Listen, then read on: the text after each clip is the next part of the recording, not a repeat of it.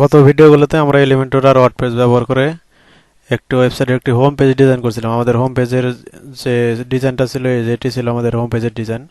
আমরা header design করছিলাম, পরে হিরো সেকশন, বডি, তারপরে গতকালকে যেটা ডিজাইন করছিলাম সেটা হচ্ছে ফুটার। মানে আমাদের এই হোম পেজের যে ডিজাইন সেটা আমাদের পুরোপুরিভাবে কমপ্লিট হয়ে গেছিল লাস্ট কয়েকটা ভিডিওতে। তো আজকে আমরা যেটা ডিজাইন করবো সেটা হচ্ছে আপনার এরপরে হোম পেজের পরে অ্যাবাউট আস যে পেজটা আছে সেই পেজটা। এই পেজটা আজকে আমরা ডিজাইন করব, যে এই পেজের যে আপনার হিসাব সেকশন যেটা আছে এটা কিভাবে ডিজাইন করতে হয় সেটা দেখব। তো এটা করার জন্য আমাদের অ্যাবাউট আস পেজ আগেই ক্রিয়েট করা আছে, সেটার জন্য আপনি পেজ থেকে অল পেজে যাবেন। এখান থেকে যাওয়ার পর এখন আমাদের অ্যাবাউট আস যে পেজটা আছে সেটা আপনি এডিট করবেন।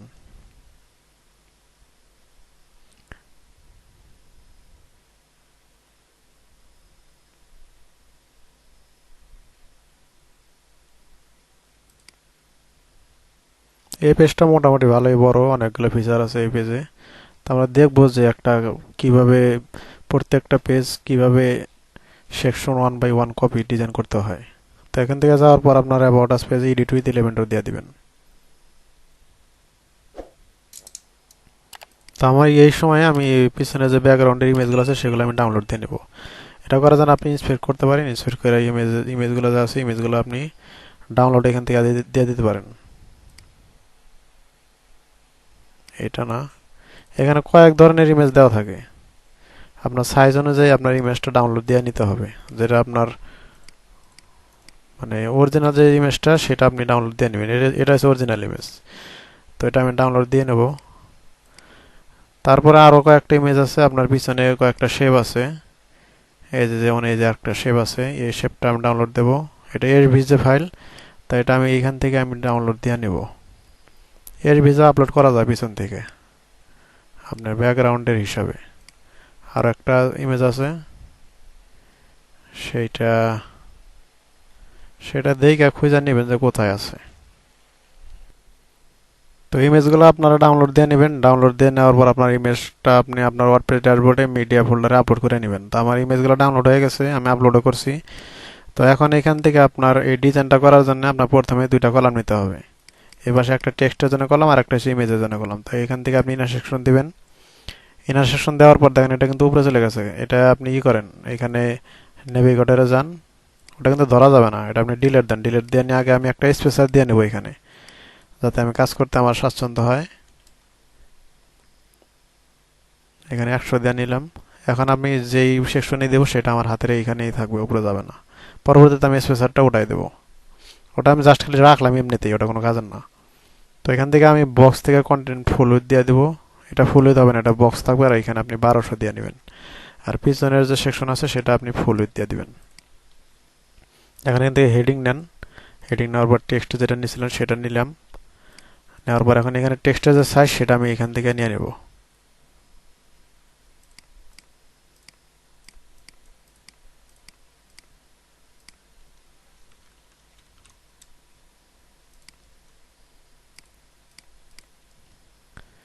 টেক্সট বসানোর সাথে এখন আমি এখানে আমার যে সেকশন আছে সেই সেকশনে আমি ব্যাকগ্রাউন্ড আর কিছু, আর একটা হচ্ছে আপনার ব্যাকগ্রাউন্ড ওভারলে, সেই দুইটা জিনিস আমি এখান থেকে দিয়ে দিব।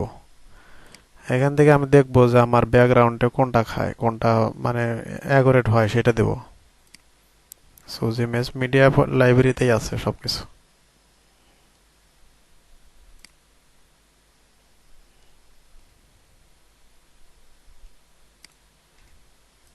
এটা দিয়ে দেখবেন যে এটা আগে কোন পাশে চায়। এখান থেকে ডিফল্টই থাকবে, রিপিট আপনি নো রিপিট করে দিবেন। এখন আপনার বুঝতে হবে যে ইমেজ প্রথমে এটা আছে না আপনার ব্লু কালারের যে ইমেজটা আছে সেটা আছে।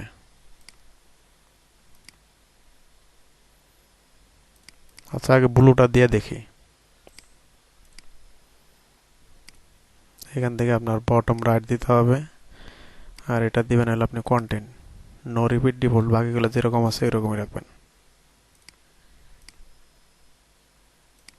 এটা হইতেছে না।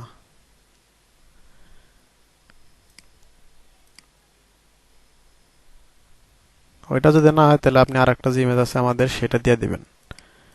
এটা ডিফল্ট কন্টেন্ট। আচ্ছা, আগে ইমেজটা আমি দেওয়ার পর আগে ডিজাইনটা করে দেখি। এখানে ব্যাকগ্রাউন্ড ওভারলে যেটা আছে সেটা আমি আগে দিয়ে দেখি কোনটা হয়।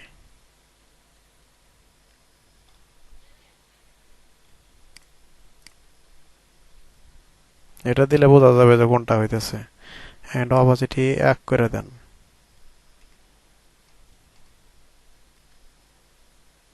এখানে 1 করে দেওয়ার পর এটা হইতেছে না, তো আপনি এখানে আপনার এইখানে না দিয়ে আপনি ব্যাকগ্রাউন্ডে এই ইমেজটা দেন তো দেখি।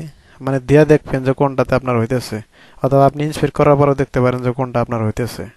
মানে কোনটা কোন জায়গায় আছে সেটা আপনি ইন্সপেক্ট করার পরে দেখতে পারবেন। এটা এরকম আছে, আমি এইরকমই রাখবো। আর ব্যাকগ্রাউন্ড ওভারলে যেটা আছে এখানে আমি এই অরেঞ্জ কালারের যে শেপটা আছে সেটা দিয়ে দেব। এখান থেকে বটম রাইট দেব, attachment default repeat no repeat দিয়ে দেব, আর এটা দিয়ে দেব কন্টেন্ট।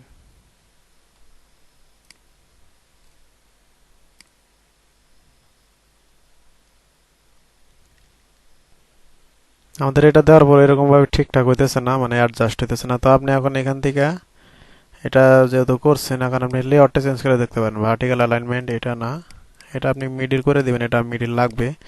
আর এখান থেকে আপনি ফিট টু স্ক্রিন দিয়ে দেখেন, এই যে এখন হয়েছে। কিন্তু আপনার ফিট টু স্ক্রিন দিলেই হবে, অথবা আপনি মিন হাইট যদি দেন, দেওয়ার পর এটা যদি টানাটানি করে বাড়ান, এটা যদি এতটুকু থাকবে, আর একটু বাড়াই দিতে হবে, 770 দেন।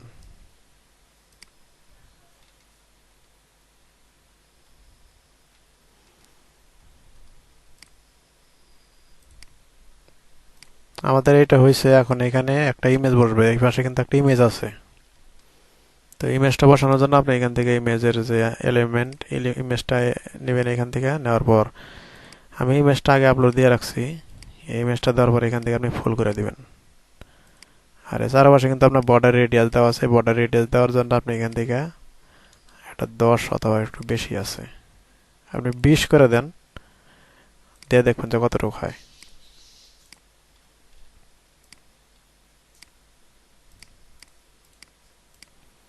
আর এই পাশে একটু আপনি মার্জিন দিয়ে নেবেন। এই পাশে একটু মার্জিন আছে, আপনার রাইট পাশে মার্জিন দিবেন। রাইটে হবে না, লেফটে হবে।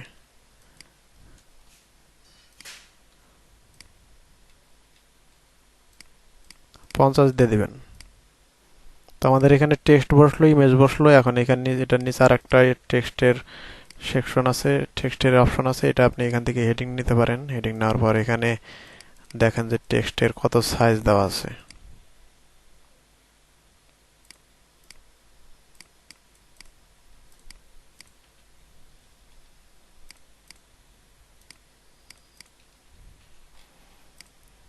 আর নিচে যে একটা আছে মিটা, সেটা হচ্ছে আপনার একটা বাটন, বাটন সাথে আইকন।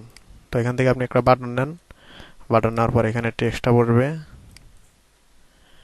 আর এই পাশে আপনার আইকন হবে। আইকন আইকন লাইব্রেরিতে যান, যাওয়ার পর এটা হচ্ছে আপনার এয়ারো দিলে মনে হয় আসবে নাকি দেখেন।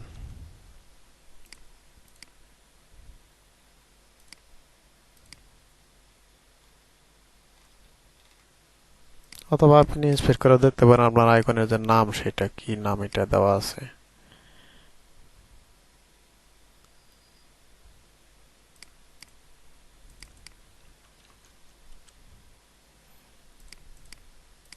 এই আইকনটা দেওয়া আছে এখানে। আইকনটা কিন্তু এই পাশে আছে, তাই এটা দেওয়ার জন্য আপনি আপটারে দিয়ে দিবেন। আর দেওয়ার পর এখান থেকে আইকন স্পেসিং আপনি 10 করে দেন। আর একটু লাগবে মনে হইতেছে, তো এখান থেকে আপনি 20 করেন। 20 বেশি হয়, 15 দেন। তো এটা দেওয়া শেষ। এখন আমাদের এখানে ডিজাইন করতে হবে। আইকনের যে সাইজটা আর টেক্সটের যে সাইজ, সেটা আমি এখান থেকে নিয়ে নেব।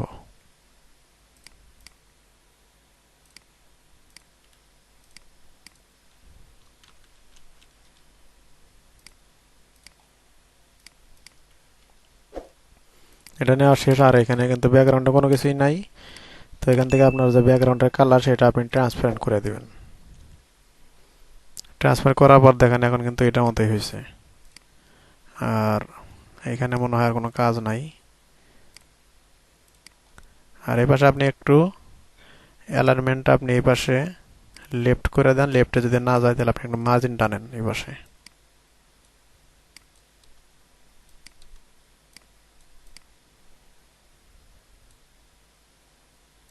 25 দিলাম। আমাদের দেওয়া শেষ। এখন একটা আপডেট দিই। আপডেট দেওয়ার উপরে যে একটা স্পেসিং দিয়েছিলাম এর আগে, সেটা আমি এখন ডিলিট দিয়ে দেবো।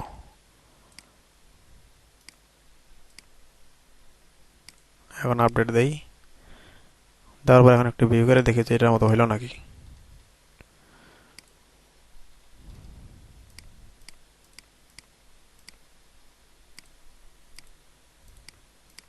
সেম টু সেমই কিন্তু হয়েছে। আমাদের এখানে একটু দেখাইতেছে যে উপরে যে আমাদের এডিট বারটা সেটার জন্য দেখাইতেছে না, মানে এটা যদি না থাকতো আরেকটু অংশটা দেখাইতো।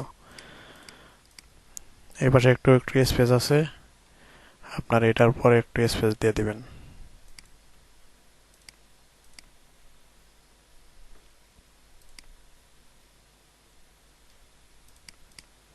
আমাদের কিন্তু সেম টু সেম হয়েছে। তো এটা এইরকম ভাবে ডিজাইন করতে হয়, দেখলেন যেভাবে ডিজাইন করলাম সেইভাবে ডিজাইন করবেন। চেষ্টা করেন, না পারলে আমাদের যে ফেসবুক গ্রুপ আছে সেখান থেকে হেল্প নিতে পারেন, অথবা আমার পার্সোনালি নক দিতে পারেন, আমি ট্রাই করবো হেল্প করার। এরপরের ভিডিওতে আমরা নিচের যে পার্টগুলো আছে সেগুলো আমরা পার্ট বাই পার্ট কীভাবে ডিজাইন করতে হয় সেটা দেখব। ধন্যবাদ।